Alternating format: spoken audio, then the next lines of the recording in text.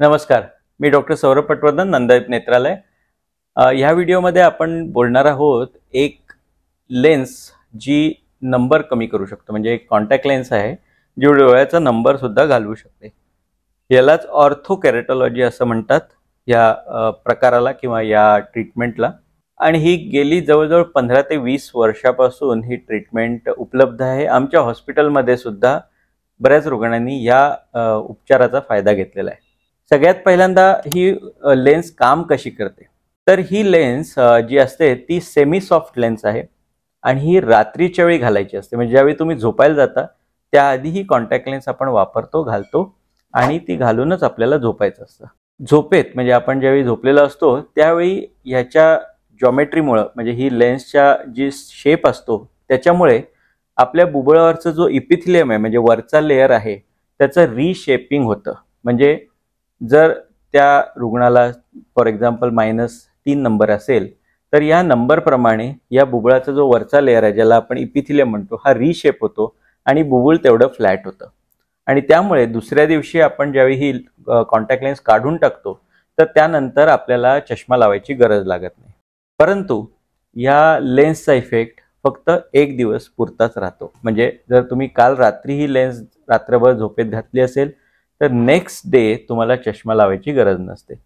परंतु जर तुम्ही दुसऱ्या दिवशी रात्री ही लेन्स घातली नाही तर मात्र तुम्हाला त्याच्या पुढच्या दिवशी चष्मा लावावा लागू शकतो, कारण याचा इफेक्ट 1 दिवसातच पूर्ण जातो।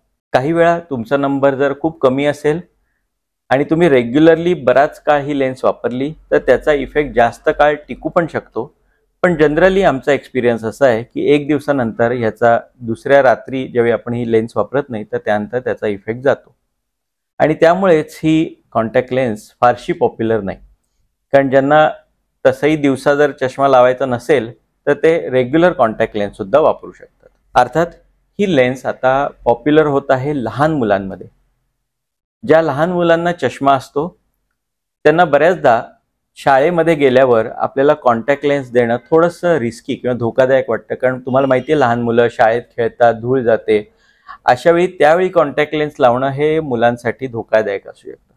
परंतु ह्याच मुलांना रात्री कॉन्टॅक्ट लेन्स लावणं हे त्या मानानं कमी धोकादायक असतं आणि अशा मुलांना यामुळे दृष्टीसाठी सुद्धा फायदा होऊ शकतो।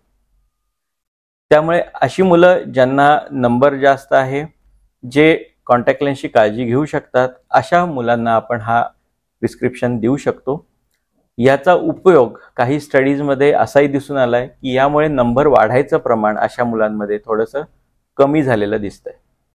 ऑर्थोकेरेटोलॉजी अतिशय कमी नंबरमध्ये सुद्धा वापरू शकतो, हा त्याचा फायदा आहे। फॉर एक्झाम्पल एखाद्या रुग्णाला 0.5 नंबर आहे फक्त, आणि त्या कारणामुळे त्याचे पर्टिक्युलर जॉबमध्ये त्याचं सिलेक्शन होत नाही, तर अशा वेळी इतक्या कमी नंबरसाठी लेझर प्रोसिजर करणं बऱ्याचदा आम्हाला उचित वाटत नाही।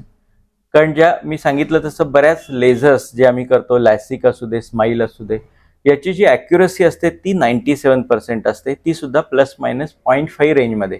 त्यामुळे ज्याचा नंबरच 0.5 आहे त्याच्यामध्ये जर आपण असं लेझर केलं तर तरी पुन्हा तेवढाच नंबर राहण्याची शक्यता असते, कारण हे लेझर 0.5 पेक्षा जास्त ॲक्युरेट नसतं।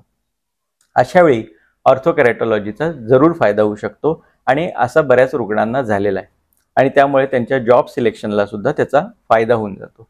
ऑर्थोकेरेटोलॉजीची जी लेन्स आहे ती कस्टमाइज लेन्स आहे, त्यामुळे ती तुम्ही जर आज आलात, आम्ही चेकअप केला, तर तुम्हाला लगेच आपल्याला देता येत नाही। तुमचं जो कॉर्नियाचा शेप आम्ही चेक करतो, ज्याला आम्ही टोपोग्राफी म्हणतो, ते इमेजिंग करतो।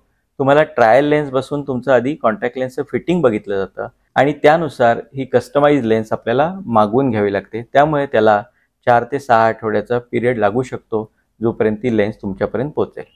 ही कॉन्टॅक्ट लेन्स सांभाळून वापरणं गरजेचं असतं, कारण ही थोडीशी महाग लेन्स आहे आणि ती जर ब्रेक झाली तर आपल्याला पुन्हा ती नव्यानं मागवावी लागू शकते।